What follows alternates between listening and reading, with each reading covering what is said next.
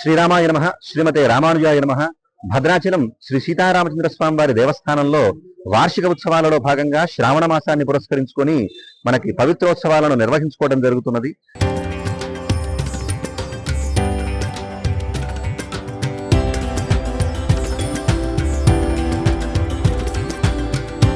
తరతరాలుగా తరగని స్వర్ణ బంధాలు మన మానిపల్లి జ్యువెలర్స్.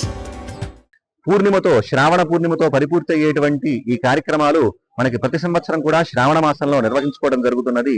ఈ పవిత్రోత్సవాలను సంవత్సరంలో జరిగినటువంటి మంత్రలోపం కావచ్చు, తంత్రలోపం కావచ్చు, ద్రవ్యలోపం కావచ్చు, పొరపాటున ఏవైనా లోపాలు జరిగి ఉన్నట్లయితే గనక ఆ లోపాలన్నింటినీ కూడా పరిపూర్తిని చేసేటువంటి ఉత్సవం మనకి పవిత్రోత్సవం అని ఆగమశాస్త్రం చెబుతోంది.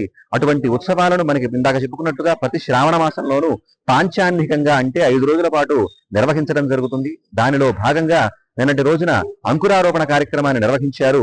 నేటి రోజున ఉదయం స్వామివారి దగ్గర అనుజ్ఞను తీసుకొని ఆ తర్వాత అగ్ని ప్రతిష్ఠ, తర్వాత పవిత్ర అధివాసాన్ని, అలాగే సాయం సమయంలో అష్టోత్తర శత కలశ స్నపనం కావాల్సినటువంటి సంభారాలన్నింటినీ కూడా సమకూర్చుకునేటువంటి కార్యక్రమం అంటే కలశాసాధన మొదలైనటువంటి కార్యక్రమాలన్నీ కూడా నేటి రోజున జరగనున్నాయి.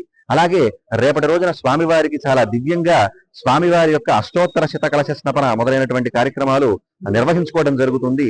పూర్ణిమ నాటి సాయంత్రం పూర్ణాహుతితో ఈ కార్యక్రమం సుసంపన్నమవుతుంది. అటువంటి పవిత్రమైనటువంటి కార్యక్రమంలో భక్తజనులందరూ కూడా పాలు పంచుకొని స్వామివారి యొక్క కృపకు పాత్రలు కావలసిందిగా కోరుతూ జై శ్రీరామ్.